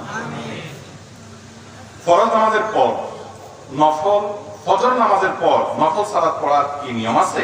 না। ফজরের নামাজের পর সূর্য ওঠার পর মিনিমাম 15-20 মিনিট গ্যাপ হবে। এই টাইমের মধ্যে বিশেষ করে সূর্য ওঠার সময়টাতে তো নামাজ পড়া সম্পূর্ণ হারাম, আর ফজর নামাজের পরে কোনো নফল নামাজ পড়া যায় না, মাকরুহ, নিষেধ। কারণ বিভিন্ন হাদিসে আসছে যে ফজরের পরে এবং আসরের পরে কোনো নামাজ নাই, তার মানে আসর থেকে মাগরিব এবং ফজর থেকে নিয়ে সূর্য ওঠা, এই টাইমটাতে কোনো নফল নামাজ পড়া এটা উচিত না, নফল নামাজ পড়া যায় না। এই টাইমটাতে জিকির আজকার তাসবিহ তাহলিল করতে হয়, দোয়া দরুদ করতে হয়, সকাল সন্ধ্যা দোয়াগুলো পড়বেন, অন্য আমল করবেন, নফল নামাজ পড়বেন না। নফল নামাজ পড়বেন কখন? সূর্য উঠে মিনিমাম 15-20 মিনিট গ্যাপ হয়ে গেছে, দেরি হয়েছে, এরপর থেকে আপনি এবার জোহরের নামাজ ওয়াক্ত হওয়ার আগ পর্যন্ত যত মনে চায় নফল পড়েন, অসুবিধা নেই। কথা কি বুঝতে পারছি? এরপরে প্রশ্ন হলো, আমরা তো ওযু ভঙ্গের ও নামাজ ভঙ্গের কারণ জানি, তবে ঈমান ভঙ্গের কারণ জানি না। সুতরাং কিভাবে ঈমান ভঙ্গের কারণগুলো জানতে পারবো? ঈমান ভঙ্গের কারণগুলো নিয়ে আমাদের একটা বক্তব্য আছে, বেশ দীর্ঘ, 25-30 মিনিটের, ইউটিউবে ফেসবুকে পাওয়া যায়, সেটা বিস্তারিত শুনে নিতে পারেন। যেহেতু বোন প্রশ্ন করেছেন, তাকে আমরা এক নজরে ঈমান ভঙ্গের কারণগুলো জানাই দিচ্ছি। এটা খুব দরকারি কথা যে আমরা নামাজ ভঙ্গের কারণ জানি, ওযু ভঙ্গের কারণ জানি, রোজা ভঙ্গের কারণ জানি, কিন্তু ঈমান ভঙ্গের কারণ জানি না। ঈমান কি ভাঙে না ভাঙে না? ভাঙে। তো ভাঙলে এবার ঈমান ভঙ্গের কারণগুলো বলতে পারবেন, এরকম মানুষ কয়জন আছেন আপনারা? একজনও উঠান নাই। ওযু ভঙ্গের কারণ জানেন যারা, তারা হাত তোলেন। সবাই জানেন, মাশাআল্লাহ। তাহলে ওযু ভঙ্গের কারণ জানেন, নামাজ ভঙ্গের কারণ জানেন। ওযু ভাঙলে, নামাজ ভাঙলে সেটা বড় বিষয় না ঈমান ভাঙলে সেটা বড় বিষয়? ঈমান ভাঙলে সেটা বড় বিষয়। ঈমান কিসে ভাঙে আপনি যদি না জানেন, তাহলে জোড়া লাগাবেন কেন? ভাঙলে আবার সেটা আবার নবায়ন করবেন, রিপেয়ার করবেন কিভাবে? রিপেয়ার যদি না করতে পারেন, আপনার বয়স 80-90 চলে গেছে, ঈমান কতবার ভেঙে বসে আছে আপনি জানেনও না, জোড়া লাগান নাই, তাহলে আপনি বেঈমান হয়ে দুনিয়া থেকে যাচ্ছেন। ডেঞ্জারাস না বিষয়টা? এই যে ঈমান ভঙ্গের কারণগুলো সম্পর্কে জানা দরকার আছে না নাই? আমি এক নজরে সংক্ষেপে বলে দিচ্ছি। ঈমান ভঙ্গের কারণগুলোকে ওলামায়ে কেরাম নানাভাবে ব্যাখ্যা করেছেন। মৌলিক কারণ খুবই কম, এর ভিতরে প্রসিদ্ধ একটা ব্যাখ্যা হলো যে ঈমান ভঙ্গের 10টি কারণ আছে। এই 10টি কারণের ভিতরে সর্বপ্রথম কারণ হলো শিরকে আকবর করা, আল্লাহর সঙ্গে কাউকে শরীক সাব্যস্ত করা। আল্লাহকে যেভাবে ইবাদত করছেন, একই ইবাদত কোনো পিসাবে কোনো কবরকে করলেন। আপনি আল্লাহকে যেভাবে উপাসনা করতেছেন, সেই উপাসনাটা যদি কোনো মানুষকে করেন, আল্লাহকে যে ইবাদত নিবেদন করতেছেন, সেই ইবাদত একইভাবে অন্য কোনো মানুষ বা ব্যক্তিকে বা কোনো বস্তুকে করেন, যেভাবে মুশরিকরা কোনো মূর্তির সামনে ইবাদত করে সে যেরকম শিরকে লিপ্ত হয়, মুশরিক হয়ে যায়, মুসলমানের সন্তান ঈমান আনার পর যদি শিরকে আকবর করে, তাহলে সেক্ষেত্রে সে কি হয়? মুশরিক। এই বড় শিরক এটা ঈমান ভঙ্গের কারণ। বড় শিরক কিভাবে হয়, বিস্তারিত হয়, এগুলো আমরা জানবো ইনশাআল্লাহ বিইذনিল্লাহ অন্য কোনো আলোচনা। দ্বিতীয়ত, আল্লাহর সাথে বান্দার যদি কোনো মিডিয়া সাব্যস্ত করে, কিরকম মিডিয়া, যে এর ছাড়া আল্লাহরে পাওয়া যাবে না। যেমন আমাদের অনেক ধর্মের ভাইরা মনে করেন যে আল্লাহকে পাইতে হলে সরাসরি পাওয়া যাবে না, বিভিন্ন দেবতা ধরতে হবে, অনেক দেবতার পুজো করে তারপরে ঈশ্বর পর্যন্ত, আল্লাহ পর্যন্ত যেতে হবে। ইমানদার যদি মনে করে যে আল্লাহকে পাইতে হলে আল্লাহ বিভিন্ন ভায়া আছে এগুলো ধরতে হবে, ওনাদেরকে ছাড়া আল্লাহকে পাওয়া যাবে না, এরকম যদি মনে হয় এবং আল্লাহর ইবাদতটা তাদের মাধ্যমে করে, তাহলে সেটাও ঈমান ভঙ্গের কারণ। তৃতীয়ত, ঈমান ভঙ্গের কারণ হলো যে যদি কেউ মনে করে যে ব্যক্তি অমুসলমান, কাফের, ভিন্ন ধর্মের অনুসারী, বেঈমান, ঈমান আনেন নাই, মনে করে যে না তারটাও ঠিক আছে, তাহলে এই লোক বেঈমান, এই লোক ঈমান থেকে খারিজ হয়ে যায়, এটা ঈমান ভঙ্গ হয়ে যাওয়ার মতো কারণ। কারণ আপনি একটা লোক আল্লাহর প্রতি অবিশ্বাসী, আপনি বললেন না তারটাও ঠিক আছে। আমাদের অনেক মুসলমান ভাইরা আছে আজকাল, তাদের বিশ্বাসগুলো গোলালু মার্কা বিশ্বাস হয়ে গেছে, তাদের বিশ্বাসগুলো এখন আপনার শৈথিল্য প্রদর্শনকারীদের বিশ্বাস হয়ে গেছে। কিরকম সেটা বলে যে সব ধর্মই ঠিক আছে, এরকম কিছু সুশীল আছে না, সুশীল, এই সুশীল টাইপের মুসলমান আছে কিছু, যে বেশি ভালো সাজে, বলে যে সব ধর্মই ঠিক আছে, সব ধর্মই তো ভালো কথা বলে। যেই ব্যক্তি আপনার মালিকের অস্তিত্বই স্বীকার করে না বা মালিকের একত্ববাদের স্বীকৃতিই দেয় না, সে কিভাবে ঠিক থাকে? তার অনেক ভালো কাজ থাকতে পারে, ভালো করে আপনি ভালো বলেন, কিন্তু সে কখনো আল্লাহর কাছে গ্রহণযোগ্য ইমানদার হতে, সে ইমানদারই না, আল্লাহর কাছে গ্রহণযোগ্য মানুষ হতে পারে। এই জন্য যে বেঈমান তাকে বেঈমান মনে করতে হবে, যে ইমানদার তাকে ইমানদার মনে করতে হবে। তার সাথে আপনাকে মারামারি করতে কেউ বলেনি, তারটা সে করুক, বাধাও দিতে বলে নাই, তারটা সে করুক, কিন্তু আপনার মনে রাখতে হবে এটা ইসলাম, এটা কুফর, এটা ঈমান, এটা বেঈমান, স্পষ্ট থাকতে হবে। আপনি যদি গোলার মতো সব পাকিয়ে ফেলান, এটা ঈমান ভঙ্গের কারণ হতে পারে। 4 নম্বর হলো, যদি কেউ মনে করে নবী করিম সাল্লাল্লাহু আলাইহি ওয়াসাল্লামের আদর্শের বাইরে অন্য কোনো আদর্শ আরো উত্তম আছে, বেটার আছে, এটা ঈমান ভঙ্গের কারণ হতে পারে। 5 নম্বর হলো, যদি কেউ নবী করিম সাল্লাল্লাহু আলাইহি ওয়াসাল্লাম যত বিধিবিধান নিয়ে আসেন কোনটাকে অস্বীকার করে, অপছন্দ করে, ঘৃণা করে, না এটা আমার ভালো লাগে না, ইসলামের সব ভালো লাগে, এই যে মেয়েদেরকে আল্লাহ তাআলা ছেলেদের অর্ধেক দিতে বলেছে এটা আমার ভালো লাগে না, আছে না কিছু সুশীল এরকম বলে। আরে ভাই, তোমার ভালো লাগাতে না লাগাতে কি আছে, তুমি কি বুঝবা আল্লাহ কেন অর্ধেক দিয়েছে? মেয়েরে আল্লাহ খরচের কোনো আইটেম দেয় নাই, আবার অর্ধেক দিয়েছেন কোত্থেকে? বাপের সম্পদ থেকে, মায়ের সম্পদ থেকে, আবার স্বামীর সম্পদ থেকেও ভাগ পাবে, সন্তান থেকেও ভাগ পাবে, মহর তো পাবেই, খরচ কিন্তু 1 টাকাও নেই। আর ছেলের খরচ সব জায়গায় আছে, শ্বশুর বাড়িতে গেলে মিষ্টি পোল্টাটাও তার নিতে হয়, বাবার বাড়িতে গেলে ফলের প্যাকেটটাও তার কিনতে হয়, বইয়ের খানার টাকাও দিতে হয়, নিজেরটা তো দেওয়া লাগেই। তারপরে বলা হয়েছে তার 2 টাকা। আর মেয়েরে বলছে তুমি কাউকে খাওয়াইতে হবে না, মিষ্টি কোনটার বিল তোমার দিতে হবে না, তোমার নিজেরটাও তোমার খরচ করা লাগবে না, স্বামী দিবে, তুমি শুধু তাকায় থাকবা, অর্ডার দিবা বসে বসে। এরপর তোমাকে 1 টাকা দিলাম। বেশি দেওয়া হয়েছে না কম দেওয়া হয়েছে? কিছু ভাই আছেন যাদের মাথায় বুদ্ধি শুদ্ধি এত কম, এরা হিসাব নিকাশ বোঝে না, অঙ্ক বুঝে না, বলে যে ইসলাম মেয়েদেরকে ঠকাইছে, আমার এটা ভালো লাগে না। আপনার বুঝে আসুক আর না আসুক, আল্লাহ তাআলা যা বলেছেন ওর ভিতরেই কল্যাণ আছে, আপনি হয়তো বুঝেন না। আপনি মানুষ হয়ে, সৃষ্টি হয়ে আল্লাহর সব নির্দেশের রহস্য কিভাবে বুঝবেন? এই জন্য যদি কেউ আল্লাহর কোন নির্দেশকে, রাসূল সাল্লাল্লাহু আলাইহি ওয়াসাল্লামের কোন বিধানকে অপছন্দ করে, ঘৃণা করে, এর ফলে ঈমান চলে যায়। আরেকটা হলো শরীয়তের কোন বিষয়ে যদি বিদ্রুপ করে, ঠাট্টা করে, তামাশা করে, আছে না অনেকে দুষ্টামি করে ব্যঙ্গ করে, দায় নিয়ে ব্যঙ্গ করে, জিনিসটা সুন্নত হতে পারে, কিন্তু সুন্নতকে আপনি ঠাট্টা করলেন, রাসূল করেছে, বিদ্রুপ করলেন, তাহলে সাথে সাথে কি হয়ে যাবে? ঈমান হারা হয়ে যাবে। এটা ঈমান ভঙ্গের কারণ। ঈমান ভঙ্গের আরেকটা কারণ হলো ইসলামের শত্রুরা, তাদেরকে যারা প্রত্যক্ষ মদদ দেয়, সহযোগিতা করে ইসলামের শত্রুতা করার জন্য, এরা মুনাফিক, এর ফলে ঈমান ভঙ্গ হয়। ঈমান ভঙ্গের আরেকটা বড় কারণ হলো কেউ যদি মনে করে কিছু মানুষ আছে এরা ইসলামের গণ্ডির, ইসলামের বিধিবিধানের ঊর্ধ্বে উঠে গেছে, এদের নামাজ কালাম পড়া লাগে না। কিছু বিশ্বাস দেখবেন তারা নামাজ কালাম পড়া করে না, বলে না বাবা রেগুলার পড়া লাগে না, বাবা অনেক ঊর্ধ্বের জগতের মানুষ, আছে না এরকম কিছু বাবা? আরে ভাই, আপনার বাবা এত ঊর্ধ্বে উঠে গেছে যে তার নামাজ পড়া লাগে না। আমার নবীজি সাল্লাল্লাহু আলাইহি সাল্লাম তিনি মৃত্যুর আগ মুহূর্তে, বুখারীর হাদিস, যে 2 জন সাহাবীর কাঁধে 2 হাত দিয়া হেঁটে হেঁটে মসজিদে যে নামাজ পড়ার মতো ক্ষমতা ছিল না। যারা মদিনায় গেছেন জানেন, ওনার কবরটা ছিল ওনার বাসা, আর ওনার মিম্বরটা থেকে এখানে কতটুকু দূরত্ব, আমাদের প্যান্ডেল থেকে ওই প্যান্ডেলের মাথা এত দূর হবে না, এত কাছে, এইটুক যাওয়া, হেঁটে যাওয়ার শক্তি ছিল না। তখন 2 সাহাবীর কাঁধে 2 হাত ভর করে তিনি দাঁড়িয়ে তাদের শরীরের উপরে ভার ছেড়ে দিয়ে পাওটাকে মাটির সাথে হেঁচড়াতে হেঁচড়াতে টানতে টানতে নিয়ে মসজিদে নামাজ পড়ছেন মৃত্যুর আগ মুহূর্ত পর্যন্ত, আর আপনার বাবার নামাজ পড়া লাগে না। এ বাবা কি বন্ধ বাবা না? আল্লাহ কোরআনে বলছেন ওয়াবুদ রাব্বাকা হাত্তা ইয়াতিয়াকাল ইয়াকিন, তোমরা আল্লাহর ইবাদত করো ইয়াকিন আসার আগ পর্যন্ত। বলে যে আমাদের বাবার ইয়াকিন এসে গেছে, আর লাগে না। অথচ এখানে ইয়াকিন শব্দের অর্থ হলো মৃত্যু। সব ইয়াকিন মানে বাংলা ইয়াকিন না, বা বিশ্বাস না, দৃঢ়তা না। এখানে উদ্দেশ্য হলো ইয়াকিন মানে মৃত্যু। সমস্ত তাফসীর কিতাব বলে দিয়েছে এবং এটাই এটার ব্যাখ্যা। যাই হোক, তো যদি কোনো ব্যক্তি মনে করে যে তার ইবাদত করা লাগে না, সে আপনার লেভেলে উঠে গেছে, এটাও ঈমান ভঙ্গের কি হতে পারে? কারণ হতে পারে। ঈমান ভঙ্গের আরেকটা কারণ হলো জাদু। জাদুকে যদি কেউ হালাল মনে করে, জাদুতে লিপ্ত হয়, জাদু বলতে ব্ল্যাক ম্যাজিক যেটাকে বলা হয়, কুফরি কালামের মাধ্যমে মানুষের ক্ষতি করা হয়, আছে না নাই অনেকগুলো, এটাও ঈমান ভঙ্গের কারণ। এবং ঈমান ভঙ্গের আরেকটা কারণ হলো দ্বীনের ব্যাপারে একেবারে আপনার বেখেয়াল, একেবারে বেখবর। কিরকম বেখবর? ধরেন আপনার কখনো সে নামাজ পড়ে না, কখনো দিনের কোনো বিষয় নেই, নাম কষ্টে শুধু মুসলমান, আর ইসলামের কোনো কিছু যে তার মধ্যে নাই, এই ব্যক্তিকে মুসলমান বলার কারণ থাকতে পারে না, কারণ ইসলামের কোনো কিছু তার মধ্যে দেখা যায় না। আল্লাহ তাআলা আমাদেরকে ঈমান ভঙ্গের কারণগুলো থেকে হেফাজত থাকার তৌফিক দান করুন। এরপরে প্রশ্ন, আলেমদের ঐক্যমতের ব্যাপারে আপনার কোনো ভূমিকা আছে কিনা এবং কাজটা পারবেন কিনা? ভাই, এক্ষেত্রে ডক্টর মুফতি আব্দুল্লাহ জাহাঙ্গীর রাহমাহুল্লাহর একটা কথা খুব চমৎকার। সেটা হলো সাহেব বলতেন যে বাবারে, উম্মতকে ঐক্যবদ্ধ করা এটা আমার সাধ্যের বাইরে, আমি পারবো না। এত বিভক্ত উম্মতকে কিভাবে এক করবো, এত ক্ষমতা আমার হাতে নাই।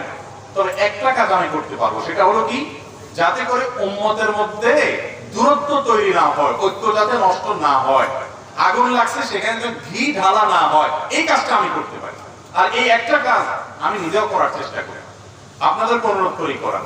উম্মতকে এক করার চেষ্টা আপনার যদি করার সামর্থ্য বিলকুল না থাকে, দরকার নেই, আপনি অন্তত একটা কাজ করেন, আমরা একটা কাজ করি। ঐক্য সে অর্থে আসলে পুরোপুরি সম্ভব না, সবাই একমত হয়ে যাবে, এক কথায় চলে আসবে, দুই কথা হবে না, সবার বুঝ একরকম হবে, এটা কোনোদিন সম্ভব না। যতদিন মানুষ থাকবে মতপার্থক্য থাকবে। সাহাবীদের মধ্যেও কি ছিল? মতপার্থক্য ছিল। আমাদেরকে যেটা করতে হবে সেটা হলো যে আমরা যাতে দূরত্বগুলো কমাইতে পারি, দূরত্ব যেটা হয়ে গেছে নানা কারণে, সেটা যেন কি করতে পারি? কমাইতে পারি। সেজন্য একে অন্যের প্রতি শ্রদ্ধাশীল হইতে হবে, আন্তরিক হইতে হবে। একজন মানুষ বেদাত করতেছে, আপনি বুঝতেছেন কাজটা বেদাত, তাহলে আপনি ওই ব্যক্তিকে শত্রু মনে করবেন না। স্যার রাহিমাহুল্লাহ বলতেন, বেদাতে লিপ্ত ব্যক্তি সে আমার শত্রু না, সে আমার বিপদগ্রস্ত ভাই, আমার মায়ের পেটের ভাই, মাদকে আসক্ত হয়ে গেছে, মদ খেয়ে পড়ে থাকে, নষ্ট হয়ে গেছে, তাকে আমি শত্রু মনে করবো না, তার জন্য আমার মায়া হবে, আমার ভাইটা নষ্ট হয়ে গেছে, ঠিক না? ঠিক। তো আমার মুসলমান ভাই যদি বেদাত করে, তার প্রতি আন্তরিকতা থাকবে, মায়া থাকবে, আমি তার বেদাত থেকে নিজেকে বাঁচাবো এবং তাকে বোঝানোর চেষ্টা করব, বিভিন্ন ভাবে দোয়া করব, কিন্তু তাকে শত্রু বানাবো না। এখন তো আমরা শত্রু বানাই, রেষারেষি করি, ঠিক না? ঠিক। ভাইরা আমার, উম্মতের ঐক্য এটার চাইতে আমরা যদি উম্মতের দূরত্ব কমানোর চেষ্টাটা বেশি করি, তাহলে সেটা মনে হয় আমাদের জন্য সহজ হবে, যে আমার দ্বারা দূরত্ব যেন না হয়। আমি ব্যক্তিগতভাবে চেষ্টা করি এমন ভাবে কথা বলার, এমন ভাবে চলার যাতে দূরত্ব তৈরি না হয়। তারপর আমি মানুষ বলে উঠবে না, আমাকে ধরাই দিবেন সবাই যে তোমার এই কথাটার কারণে উম্মতের ঐক্য নষ্ট হচ্ছে, এই কথাটার কারণে দূরত্ব সৃষ্টি হচ্ছে, এই কথাটা আরো ভালোভাবে বলা দরকার ছিল। আমি সবসময় সংশোধন করার জন্য প্রস্তুত আছি। আল্লাহ তাআলা বহুদা বিভক্ত এই মুসলিম উম্মাহকে আল্লাহ তাআলা একত্র হওয়ার, অন্তত দূরত্বগুলোকে কমিয়ে কাছাকাছি থাকার তৌফিক দান করুন। আমরা বিভিন্ন মতের মানুষ হতে পারি, কিন্তু আমরা সবাই আমরা যারা আছি ম্যাক্সিমাম যে ইখতিলাফটা পারস্পরিক এটা একটা আলেকা আপনাদের ইখতিলাফ বেশিরভাগ। আমাদের কিবলা এক, আমাদের রাসূল এক, আমাদের আল্লাহ এক, আমাদের কোরআন এক, আমাদের হাদিস এক, আমাদের জান্নাত এক, আমাদের জাহান্নাম এক। ভাই, জান্নাতে কোরআন হাদিসের অনুসারীদের মধ্য থেকে যত মতপার্থক্যপূর্ণ বলয় আছে, গ্রুপ আছে, যদি তাওহীদ ঠিক থাকে, ঈমানটা যদি পরিপূর্ণ পিওর থাকে, তাহলে এই সব গ্রুপ থেকে মানুষ জান্নাতে যেতে পারে কি পারে না? তাহলে জান্নাতে আপনার যাওয়া লাগতে পারে, এরকম মানুষের সাথে শত্রুতা কেন পোষণ করবে? অতএব পারস্পরিক কাদা ছোড়াছড়ি দলাদলি করবেন না আল্লাহর ওয়াস্তে। বিশেষ করে আলেমদের মত পার্থক্যের মধ্যে সাধারণ মানুষ জড়াইয়া আপনারা গ্রুপবাজি করবেন না। আমার পক্ষ হয়ে আরেক হুজুরের গোষ্ঠী উদ্ধার করলেন, আরেক হুজুরের পক্ষ হইয়া ফেসবুকে আমার বিরুদ্ধে যুদ্ধ করবেন, এটা করবেন না। যারা আমাকে মহব্বত করেন, ভক্তি করেন, ভালোবাসেন, আমি সবসময় বলি, ভাই আমাকে যদি কেউ গালি দেয়, আল্লাহর হস্তে আপনি পাল্টা আরেকটা গালি দিয়েন না। যদি দেন, তাহলে আপনি আমাকে অনুসরণ করলেন, এটা আমি আদর্শে বিশ্বাস করি। আপনি আমাকে মহব্বত করেন, কেউ গালি দিবে পারলে তাকে বুঝায়েন, না পারলে তাকে আল্লাহর হাওলা করে চলে আসেন, কামড়ে কামড়িতে চায় না। আমাকে ভক্তি করতে গিয়ে অতিরঞ্জন করে কোনো আলেমের সাথে বেয়াদবি করিয়েন না, এবং আল্লাহ আমাকেও যেন এটার উপর আমল করার তৌফিক দান করুন, বলুন আমিন। আমাদের দেশে এখন উম্মতকে এক করা অনেক বেশি দরকার ভাই। 4-5 জন হুজুর 4-5 পথের মতে, ধরেন এক হুজুর এক গ্রুপের, আমি আর নাম নিতেছি না কোন গ্রুপের, আরেক হুজুর আরেক গ্রুপের, আপনারা বিভিন্ন গ্রুপের হুজুর চিনেন না? এই 4-5 গ্রুপের হুজুর একসাথে হয়ে একটা সেলফি তুলছে, মানে কোথাও যাচ্ছে একটা ছবি উঠেছে যে 4-5 হুজুর এক প্লেটে খানা খাইছে বা একসাথে বসছে। আপনি খুব খুশি হয়ে যায় না? ফেসবুকে এসব ছবি গেলে লাইকের বন্যা পড়ে যায়। এখান থেকে বোঝা যায় পাবলিক চিন্তা করলো আল্লাহ এই 1 কেজি ব্যাং মাপা সম্ভব, কিন্তু হুজুর 4-5 জন একসাথে করা সম্ভব না। ব্যাং মাপা বুঝছেন? আল্লাহর মধ্যে 1 কেজি ব্যাং উঠে মাপা সহজ না কঠিন? কঠিন কাজ না? এই কাজটা যত কঠিন, ভিন্ন ভিন্ন চিন্তা, আজকে আমার অবস্থা এরকম হয়ে গেছে, ভিন্ন ভিন্ন চিন্তা মুসলমানদেরকে এক করাটা তার চাইতে কঠিন হয়ে গেছে। একটু এক হয়ে গেলে মানুষ আশাবাদী হয় যে আলহামদুলিল্লাহ দূরত্ব কমছে। আমি আদর্শিক দেউলিয়াপনার কথা বলছি না, খবরদার। যারা তাওহীদ বুঝছেন, শিরক মুক্ত ইমানের গুরুত্ব বুঝেছেন, যারা বেদাত মুক্ত আমলের গুরুত্ব বুঝেছেন, বিরাট বড় নিয়ামত পাইছেন ভাই। কিন্তু আপনার নিয়ামতের কারণে আপনি আবার অহংকারী হয়ে বাকি সবাইকে একেবারে গরু ছাগল মনে করে তাদেরকে শত্রু বানায়া আপনি নিজে এমন কিছু করবেন না যাতে আপনার গুনাহ হয়, পার উল্টা। এই জন্য আল্লাহর নিয়ামতের শুকর আদায় করেন আর অন্যদেরকে সংশোধনের জন্য কাজ করেন, দরদ বা মায়াটা অন্তরে রাখেন। আমি নিজেও যে পারি তা না, অনেক ভুল ত্রুটি হয়। আল্লাহ তাআলা আমাকে আপনাকে আমাদের সবাইকে সংশোধন হওয়ার তৌফিক দান। দেশে একে কালেম এক এক ফতোয়া দেয়, মানুষ বিভ্রান্ত হয়। আপনারা সবকে একসাথে করে আলোচনা করে মাসালাগুলো সমাধান করা যায় না ভাই? এটার উত্তর গত পরশুদিন মৌলভীবাজারে দিছিলাম মাহফিলে, আজকে আবার বলতে হয় যেহেতু প্রশ্ন এসে গেছে, সংক্ষেপে বলি। আচ্ছা, আপনাদের এই এলাকাতে সবাই সয়াবিন তেল তো খান তরকারির সাথে না? কোন তেলটা, কোন ব্র্যান্ডের তেলটা সবচেয়ে ভালো? রূপচাঁদা, হ্যাঁ, আর ফ্রেশ, বসুন্ধরা, রূপচাঁদা, পুষ্টি, ওই চাল লাগবে না, হয়ে গেছে। আচ্ছা, এই যে তেলগুলো খান আপনারা সয়াবিনের, এগুলোর বোতলের গায়ে কি লেখা আছে দেখছেন? কত ভাগ খাঁটি লেখা আছে? না 90 ভাগ লেখা আছে যে 10 ভাগ ভেজাল দিচ্ছি আমরা ভাই, আর 90 ভাগ খাঁটি। এরকম কেউ লেখে? কি লেখে? 100 ভাগ খাঁটি, তাই না? আচ্ছা, এখন আপনি একজন তেলখোর হিসাবে, মানে তেল খান সেই হিসাবে, আপনি কি কখনো বলছেন যে কার কথা শুনুন?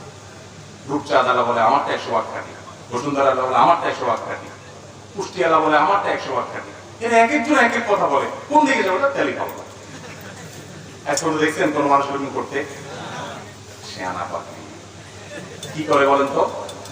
এই ক্ষেত্রে যেটা করে সেটা হলো, সারা জীবন ধরেন বাপের সংসারে খাইছে, বাবার হোটেলে খাইছে, এখন নিজে নতুন সংসার দিচ্ছে, তেল কখনো কিনে নাই, তাও খাইছে বাপেরটা। এখন নতুন বিয়ে করছে, আলাদা করে দিচ্ছে, সংসার করে দিচ্ছে, বাজারে গেছে, বউ বলছে তেল আনতে। তেল আনতে দোকানদার বলছে ভাই তেল দেন। দোকানদার কোনটা দেবো? কোনটা দেবো মানে ভাই তেল তো অনেক আইটেমের আছে, অনেক ব্র্যান্ডের আছে, কোনটা দেবো? তখন সে চিন্তা করে, আচ্ছা দেন একটা নেয়, নিয়ে বাসা যায়, খায়া দেখে ফুটপাট করে কিনা, পেটে ঠিকঠাক আছে কিনা, শরীরের সাথে শুট করছে কিনা, সব ঠিক আছে কিনা। এবার যায় ওইটা শেষ হলে বোতল আরেকটা আনে, কয় দিকে আরেক ব্র্যান্ডের দিকে, এটা কি অবস্থা, দামও মিলে কিনা, সব ঠিকঠাক আছে কিনা। এরপর অর্থাৎ যাচাই করে। এর মানে কি?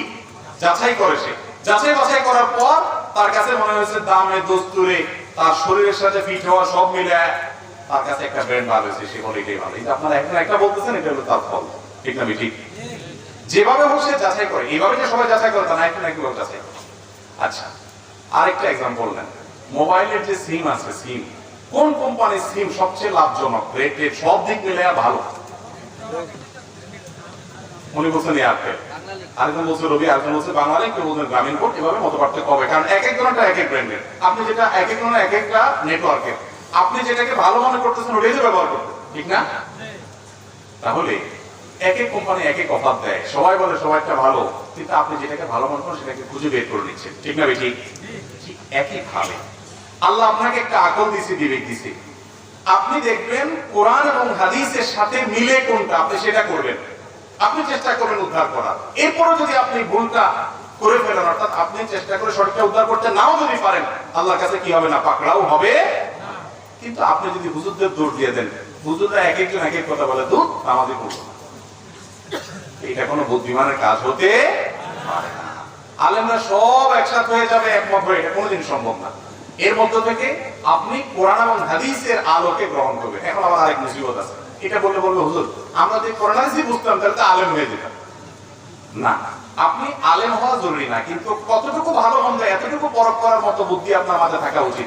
একজন লোক লেখাপড়া জানে না, নিরক্ষর, এই বেচারার জমি রেজিস্ট্রি হয়েছে তার নামে, রেজিস্ট্রি হয়েছে কিনা ঠিক মতো দলিলটা আইনা বৌমার কাছে চলে যায় প্রথম, যে বলে বৌমা তুমি তো মেট্রিক পাস করছো, দেখো তো এখানে দলিলে কি লেখা, আমার নাম বাবার নাম আসেনি, দেখো তো দাগ টাগ সব ঠিক আছে কিনা।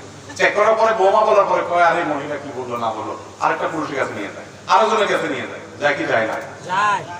নাকি এই লোক বলে যে আমি তো দলিল লেখাপড়া এসব জানি না, আমি দরকার নেই আমার সমস্যা, এসব বলে।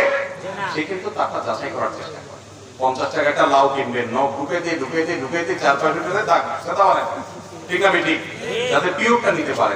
হ্যাঁ, মুরগি কিনবে বাজারে, টিপতে মুরগির আওয়াজ আর ছোটে শেষ, আপনি ভালোটা কিনতে চান, ঠিক না ভাই রে? 50 টাকার লাউ কিনতে যদি এত টিপাটিপ করেন, এত যাচাই করেন, দলিল জমি বুঝেন না তাও 10 জনের কাছে তার বুঝার চেষ্টা করেন, আর জান্নাতে যাবেন 10 দুনিয়ার মালিক হতে চাইবেন মিনিমাম, আর সেটার জন্য বলবেন যে তুই আমি কাছে কিছু বুঝি না, থাক কাটবে জামাই, চলবে? চেষ্টা করতে হবে। আপনি কিছু বুঝেন না, 7 সমুদ্র 13 নদী পার হয়ে ভিসা টিকিট কিনা বিদেশ চলে যান, টাকা কামাই নিয়ে আসেন, সবই তো বুঝেন মাশাআল্লাহ। দিনের ব্যাপার আসলে বলেন যে এত ঝামেলা কে বুঝে, হুজুর এসব কামড়া কামাই করে, আমি এসবে নাই। আপনি ফেরেশতার সাথে, জান্নাত আপনার মতো আলস মানুষের জন্য আসেন। চেষ্টা করবো তো সঠিকটা উদ্ধার করার, বিবেক খরচ করতে হবে। এই বিবেক শুধু জমির দলিল বোঝার জন্য না, এই বিবেক আল্লাহ দিয়েছে শুধু লাউ টিপার জন্য না, এই বিবেক দিয়েছে আল্লাহ তাআলা আপনার ভালো কোনটা মন্দ কোনটা বোঝার জন্য।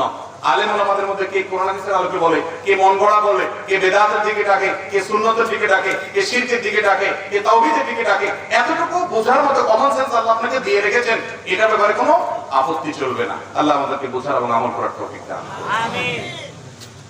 ওযু ছাড়া কোরআন ধরা যাবে কিনা, না গেলে অমুসলিমরা কিভাবে কোরআন বুঝবে?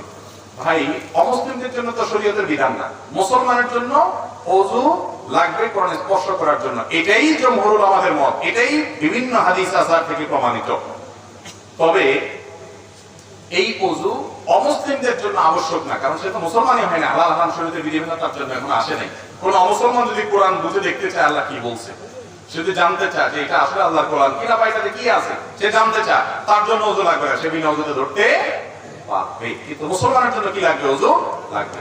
যে স্কুলে ভর্তি হয়ে যায়, স্কুলের নিয়ম কানুন তার জন্য, যে এখনো ভর্তি হয় না তার জন্য তো নিয়ম কানুন আছে নাই। অতএব অমুসলমানের জন্য এটা না, মুসলমানের জন্য হলো ওযুর বিধান। মসজিদে জামাতের সময় মাঝখানে পিলার থাকার কারণে মুরব্বিদের মতামত অনুযায়ী সেই কাতার পুরোপুরি খালি রেখে পরের কাতারে নামাজ পড়লে নামাজ হবে কিনা? যদি এমন হয় যে পিলারের কারণে একটা কাতার এলোমেলো হয়ে গেছে, ওই একটা কাতার বরাবর ফাঁকা রেখে পরের কাতার দিলে নামাজ হবে, জামাত বিশুদ্ধ হয়ে যায়। আর যদি ওই পিলারের ডানে বামে সুন্দর করে কাতার করা যায়, শুধু পিলারের জায়গাটা গ্যাপ থাকে, তাতেও নামাজ হবে। ওইটার কারণে কাতার যে ফাঁকা রাখা নিষেধ সেটার আওতায় পড়বে না, কারণ এখানে পিলার আছে, দাঁড়ানো যাচ্ছে না। বুঝতে পারছেন কথা? ওখানেও কাতার করা যেতে পারে। আর ওটা রেখে এক কাতার পেছন থেকে কাতার করলেও কোনো অসুবিধা নাই, জামাত হয়ে যাবে। ঘরে পড়ে থাকা কোরআন শরীফ পড়ার অযোগ্য, সেগুলো কি করব? কোরআনে কারীম যেগুলো ছিঁড়ে গেছে, পড়াশোনা করে উপকৃত হওয়ার মতো আর নাই, সেগুলোকে কোনো কবরস্থানে দাফন করে দিবেন, দীর্ঘদিন থাকতে থাকতে মাটির সাথে মিশে যাবে। অথবা এমন কোনো পানিতে ফেলে দিতে পারেন যে পানিতে আস্তে আস্তে আস্তে পানিতে থাকতে থাকতে এটা পানির সাথে মিশে যাবে। বুঝতে পারছি? আর এটাকে আগুনে পোড়ানো যাবে কিনা, বিভিন্ন আসার থেকে, বিভিন্ন বর্ণনা থেকে আগুনে পোড়ানোর কথাও পাওয়া যায়। কোন কোন সাহাবীর আমল যতটুকু মনে পড়ে যে পাওয়া যায়, আগুনে পুড়িয়ে তারা আপনার এই জাতীয় ব্যবহার অযোগ্য কোরআন এগুলোকে তারা ছাই করে, ছাই অযোগ্য ফেলে দিয়েছেন, দাফন করেছেন। কিন্তু আমাদের এই সময়টাতে বিশেষ করে মানুষ আজকের পৃথিবীতে কোনো কিছুকে আগুনে পোড়ার প্রতিবাদ জানায়, জেদের চোটে আগুনে পড়ে, তাই না? সে পড়াটা উচিত অনুচিত আরেক কথা, যেহেতু এটা করে, অতএব আমি বলবো যে এইটা যেহেতু কোরআন হাদিস অনুযায়ী আপনাকে করতে হবে এমন কোনো নির্দেশনা না, আসার থেকে পাওয়া যায় এইটুকু, তো এটার উপর আমি আমল না করার পরামর্শ দিব। কারণ হলো এটার উপর আমল করতে গেলে বিভ্রান্তি হতে পারে, ভুল বোঝাবুঝি হতে পারে। কেউ বলবে যে হ্যাঁ কোরআনে আগুন লাগছে, এখানে আপনাকে হত্যা বন্ধ করতে পারে মানুষ ভুল বুঝে যে কোরআন অবমাননা করছে। ঠিক না ঠিক? আরো নানামুখী সমস্যা আছে। সবচেয়ে বড় কথা হলো এটা যে একেবারে করণীয় আপনার করতে হবে এটাই একমাত্র অবলম্বন তা তো না। এই জন্য দাফন করা বা অন্য যে পদ্ধতি আছে সেগুলো অবলম্বন করবেন। আর অনেক ওলামা একরাম এগুলোরই পরামর্শ দিয়ে থাকেন, এবং সেটা আমাদের বর্তমান যে পরিস্থিতি, বর্তমান যে মানুষের আপনার কোরআনের ক্ষেত্রে মানুষের যে পদ্ধতি, লাইফস্টাইল এবং মানুষের যে নিয়ম, সেটাকে আমলে রাখলে আমরা বলবো যেটা দাফন করবেন অথবা সম্মানজনক কোনো জায়গায় আপনার পানির দাইতে ফেলবেন, যেখানে আস্তে আস্তে পানির সাথে মাটির সাথে মিশে যাবে। এক ব্যক্তি জমি বিক্রয় করলেন 8 ডিসিম, যিনি কিনলেন তিনি রেকর্ড করলেন 10 ডিসিম। সমাজে কোনো প্রতিকার নাই, এক্ষেত্রে ইসলামিক আইনে কি বিধান আছে? দেখেন, যে ব্যক্তি কিনলেন তিনি যদি একজন মানুষকে অশিক্ষিত পেয়ে বা সহজ সরল পেয়ে 10 ডিসিম রেজিস্ট্রি করে নেন, তাহলে তিনি 8 ডিসিম জমি কিনলেন আর বাকি 2 ডিসিম জমি কিনেন নাই, জাহান্নাম ভোগ করলেন। কি ভোগ করেছেন? জাহান্নাম ভোগ করেছেন। ভাইরে, এই জমি কবরে নিতে পারবেন না, ছেলেমেয়েরা ভাগযোগ করে নিয়ে যাবে, কিন্তু আপনাকে ঠিকই এর জন্য আল্লাহর কাছে জবাবদিহি করতে। এক বিগত জায়গায় যদি কারোর অন্যায় ভাবে কেউ আত্মসাৎ করে, সাতবক জমিনকে আল্লাহ তাআলা তার গলায় ঝুলিয়ে দিবেন এবং তাকে ধসাতে থাকবেন। জঘন্য শাস্তি। আল্লাহ কোরআনে বলেছেন, যারা অন্যের সম্পদ অন্যায়ভাবে আত্মসাৎ করে তারা তাদের পেটে তারা আগুন প্রবেশ করার সম্পদ। অতএব ওই যে 2 ডিসিমিল জায়গা অতিরিক্ত লিখিয়েছেন, ওইটা জায়গা লেখেন না, ওইটা জাহান্নাম লেখেছেন। আল্লাহ তাআলা আমাদেরকে বুঝার তৌফিক দান করুন। হারাম এটা কখনো আমাদেরকে আরাম দেয় না ভাইরে। এই চুরিদারি করে, আইলঠেলি করে মানুষ কখনো শান্তি পায় না, বড়লোক হয় না, ছোট লোকই থাকে। শুধুমাত্র শয়তান তাকে দিয়ে পাপের কাজ করা। এই জন্য হারাম ছাড়ার জন্য কলিজা লাগে, ঈমান লাগে। আমি হারাম খাবো না, আল্লাহ তাআলা ইনশাআল্লাহ হালালে কি দিবে? বরকত দিবে। এরপরে প্রশ্ন হলো, হজ ফরজ হওয়ার পর যদি ইচ্ছাকৃত হজ না করে তাহলে কি শাস্তি হবে? নবী করিম সাল্লাল্লাহু আলাইহি ওয়াসাল্লাম বলেছেন, তোমাদের কারো হজ ফরজ হলে হজ করে ফেলো, দেরি করবা না। কারণ দেরি করলে এমন কিছু ঘটনা ঘটতে পারে, এমন কোন ঘটনা ঘটতে পারে যেই ঘটনার ফলে তুমি হজ করতে পারবা না। এই জন্য ওই অসময় আসার আগে আগে হজ করে ফেলো। যারা হজ বিলম্ব করেছেন তারা অন্যায় করেছেন। হজ ফরজ হয়ে গেলে সাথে সাথে করে ফেলতে। আমাদের দেশে মানুষ হজ সাথে সাথে করে না কেন জানেন? কারণ অনেকে মনে করে যে হজ করে ফেললে আর আকাম কুকাম করা যায় না। এত জোয়ান বয়সে হজ করে দিলে মুসিবত, অনেক এখন আকাম কুকাম বাকি আছে, এগুলো এত সকাল বন্ধ করে দিলে কেমন হবে? আমি বলি, ভাই কোন হুজুর আপনার এই মাসালা দিছে যে হজ করলে আর আকাম কুকাম করা যায় না? কে বলছে? কোথায় পাইছে হজ করলে আকাম কুকাম করা যায় না? ফালতু কথা। হজ করলে আকাম কুকাম করা যায় না এই কথা নাই কোথাও। আপনি হজ করার আগেও আকাম কুকাম করবেন না, হজ করা ছাড়াও করবেন। ঠিক না ঠিক? হজ করলে আর আকাম কুকাম করা যাবে না, এর মানে হলো হজ না করলে করা যাবে। এর মানে এটা না? আসলে কি তাই? হজ না করলে কি অপকর্ম করা যাবে? খারাপ কাজ করা যাবে? হারাম কাজ করা যাবে? সব অবস্থায় হারাম কাজ থেকে বেঁচে থাকতে হবে। আবার অনেকে মনে করে কি, ওই যে হজের ব্যাপারে একটা হাদিস আসছে, যে ব্যক্তি হজ করছে, মান হাজ্জা ওয়ালাম ইয়ারফুস ওয়ালাম ইয়াফসুক রাজা কায়াউমি ওয়ালাদাত উম্মু, যে ব্যক্তি হজ করলো, ভালোভাবে হজ করলো, হজ করে ফিরে আসলো, সে মায়ের পেট থেকে ভূমিষ্ঠ হওয়া সন্তানের মধ্যে আসলো।